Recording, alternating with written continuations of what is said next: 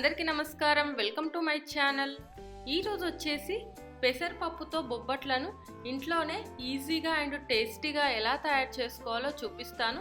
ఈ బొబ్బట్లను మనం ఉగాది టైంలో అలాగే శ్రీరామనవమి టైంలో అయితే చేస్తూ ఉంటారు.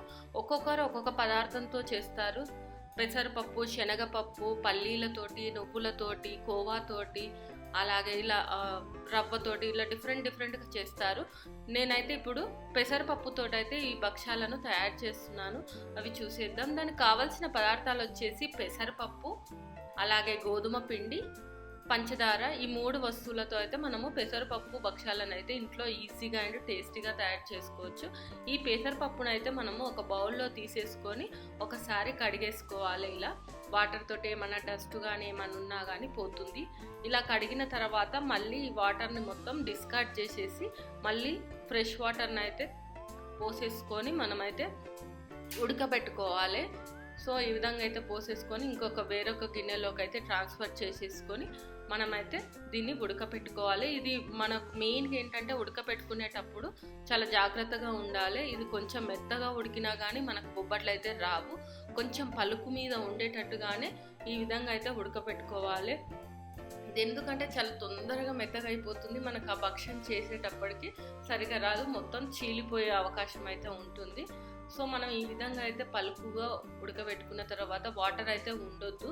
ఈ విధంగా చేసుకున్న తర్వాత ఒకసారి ఇలా కలుపుకొని మనం ఏదైతే పంచదార తీసుకున్నామో ఆ పంచదారని ఇందులో అయితే మిక్స్ చేసుకోవాలి. దీనికి బదులుగా మనము బెల్లం కూడా వేసుకోవచ్చు. నేనైతే పంచదార వేసి అయితే చేస్తున్నాను. మరీ ఎక్కువ కూడా కలపొద్దు, ఎందుకంటే ఈ పంచదార వేసినప్పుడు మనకు మొత్తము వాటర్ అయిపోతుంది కదా. సో అందుకోసమని మామూలుగా ఇలా కలుపుకొని అయితే పక్కకు పెట్టేసుకున్నాను.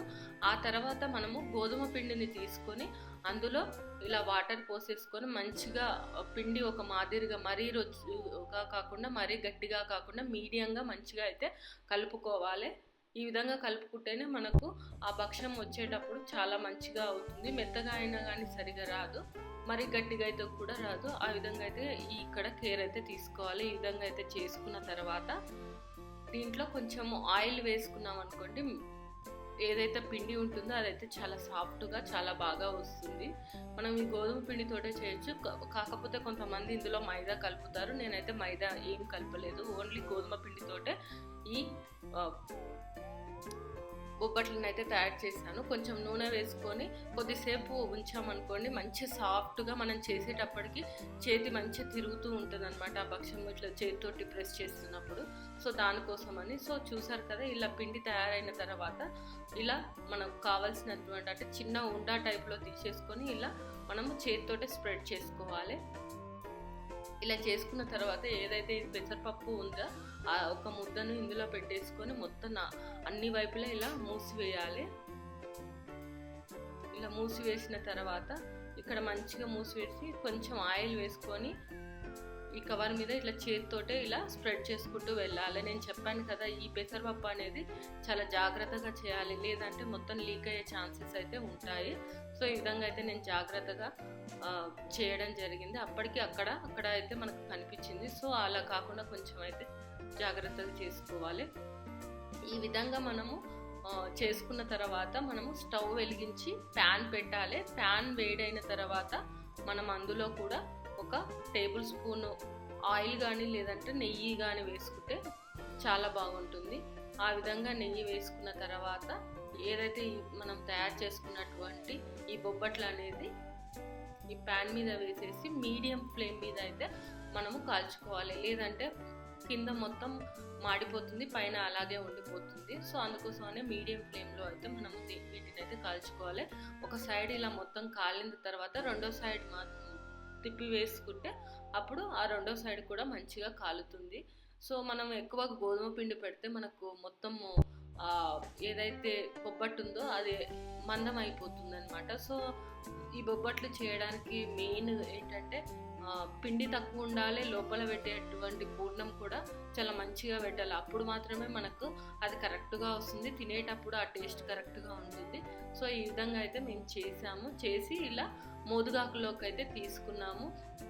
మనం ఈ మోదుగాకులో పెట్టినప్పుడు ఇది వేడి ఉండి లోపల ఇది మంచి టేస్ట్ని అయితే ఇస్తుంది అనమాట. సో ఇలా ఆకులో పెట్టుకొని తింటే చాలా అంటే చాలా బాగుంటుంది. హెల్త్ పరంగా బాగుంటుంది, టేస్ట్ పరంగా కూడా బాగుంటుంది.